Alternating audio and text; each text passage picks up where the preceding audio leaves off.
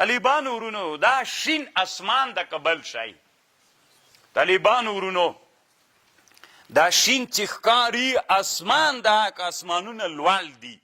دلته علامه شهاب الدین الوسی رحمه الله یو بحث کړی، دا هم ډېر علمي بحث د طالبانو ورونو. تقلیدونه به نه کوي، الله پاک مو تحقیقونو ته وهڅوه. زه طالبانو یوه خبر درته کوم، دا شیشه ده که نه، د دې شیشې نه ایخوا ته هغه څادری طالب ولاړ ده. فرض یې که د همدغې شیشې تا ته وایم څادر ولتې تا ګلابي څادر دغه ته مه ورګوره. اوس دا طالب هلته د شیشې نه باندې ولاړ د ګلابي څادر یې ده که نه، او بیا هم څادر څنګه ښکاري چې شیشې نه باندې ودرېږي.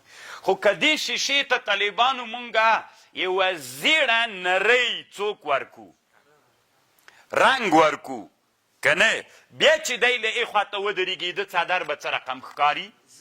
نه نه، د ځانه فیصله مه کوئ طالبانو. دغسې رنګ نه ښکارېږي، داسې تعبیر وکړئ، نه ژړ معلومیږي نه بل رقم نه بل رقم. په دې یو بحث وکئ، بیا ستړې لږ تېره کوي. خیر د یو 100 روپۍ به دې رنګ تیر سي، یو ورځ په دې بحث وکړه دا رنګونه څه دي. اصل موږ شرقایت کې وایو که نه، الوان اصلي 3 دي. اصلي رنګونه کوم دي؟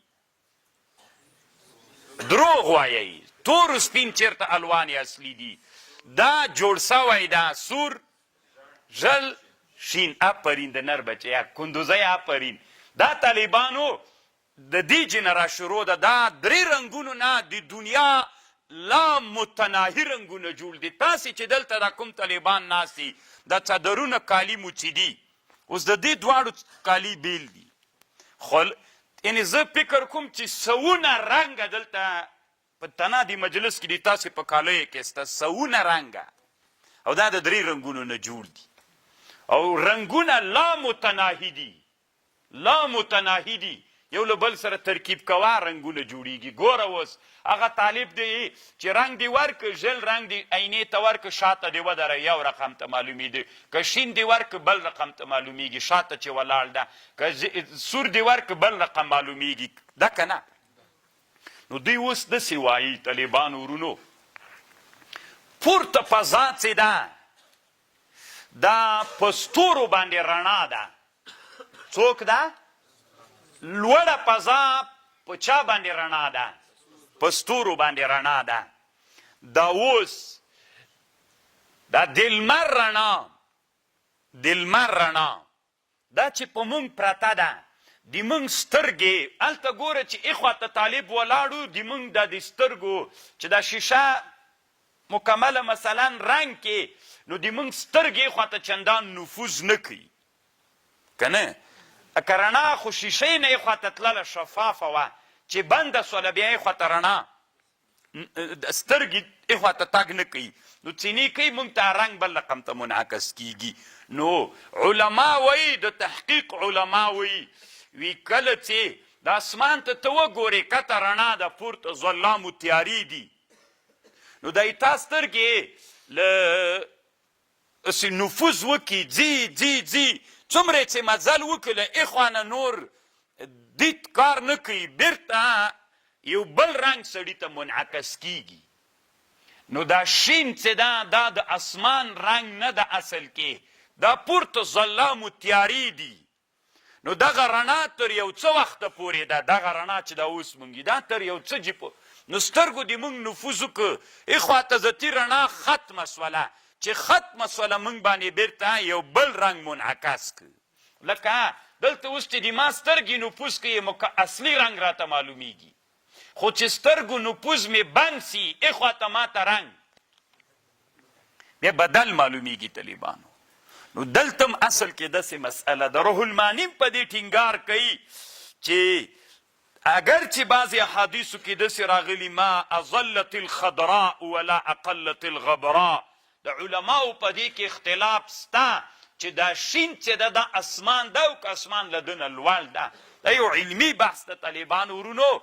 علما د غیر دا نور فلسفي علما وي، ساینسي علما وي، د فلکیاتو علما وي چې دا شین رنګ د اسمان نه ده. یعنی دا داسې نه ده لکه دا چت چې شین رنګ ورکړي داسې ده، داسې نه ده طالبانو. دا شینوالی اصل کې دغه مسئله ده.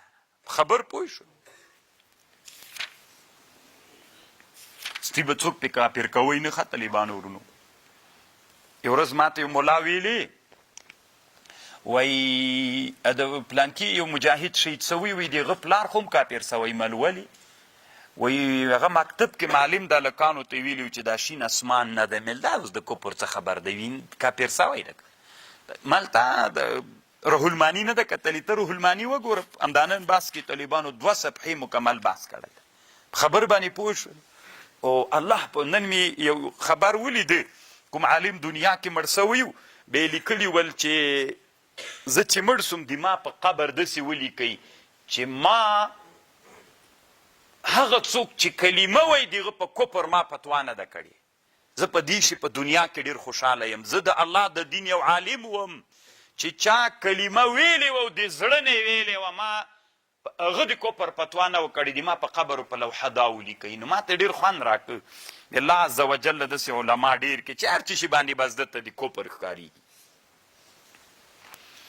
هو الذي مد الارض الله هغه ذات ده چې اوږده کړې ده مځکه وجعل فيها رواسي الله ګرځولي په مځکه کې غرونه وانهار نهرونه ومن كل الثمرات له هر قسم میوونه جعل فيها زوجين اثنين یغشي الليل النهار هر قسم میوې چې دي هغه اثنین دي یعنی ښځو نر لري. یغشي الليل النهار پټوي شپه ورځ. ان في ذلك لآيات لقوم يتفكرون. دی آیات نه هو الذي مد الارض بعضې علماو استدلال کړی چې مځکه کره نه ده.